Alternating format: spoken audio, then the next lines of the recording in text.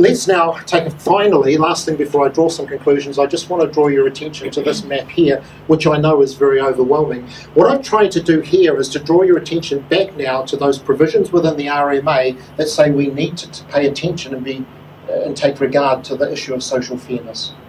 And it seems to me, having spent time with Joella and the mana whenua over the last 3 months listening to their kōrero and sharing with me about their experiences, that you have here within this region a huge fundamental issue of social unfairness.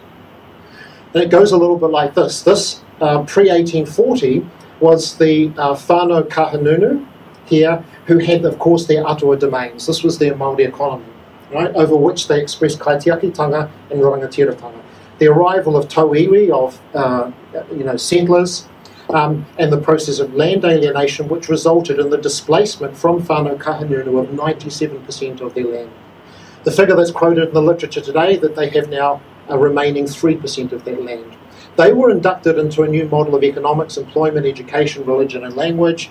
We've got influenza, World War I, depression, World War II, the golden years that gave some leverage for the revival of their language, which was at the brink of extinction at that time, educational reforms, the decolonising of Western science. When you follow this line down here, we then have the effects of urban drift, high unemployment, welfare dependency, and this is where they are here at the moment. This is what I've described to you today: high crime, mental health issues, educational lag, addiction, family violence, homelessness, debt, cultural survival. Now, while that was going on, this land alienation resulted in forest clearance, the setting up of rural production ecosystems that responded to emerging markets, emerging technology. It took a bit of a glitch in the 1980s with high interest rates, but diversified, responded to new markets, technology and scale, and now the government is talking about a trebling of economic output out to 2025. Bear in mind that these two entities that we're referring to here, pre-1840, were whānau Māori. And this down here, this is all of the casualties that are a result of this production and transformation process here, which in Māori cultural terms would be described as mana diminishing behaviour.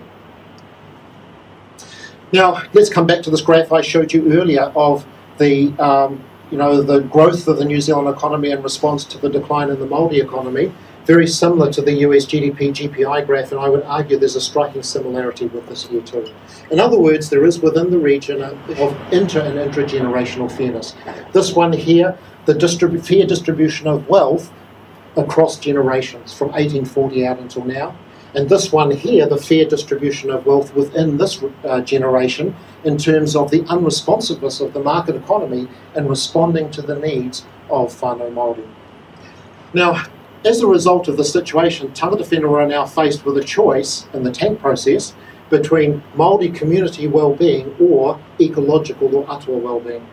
And I wanted to make the point today that a cultural entity should never be in a situation, Indigenous cultural entity should never be in a situation where they have to make this choice, because it concerns the goal of their cultural survival, and cultural survival is a non-negotiable aspiration.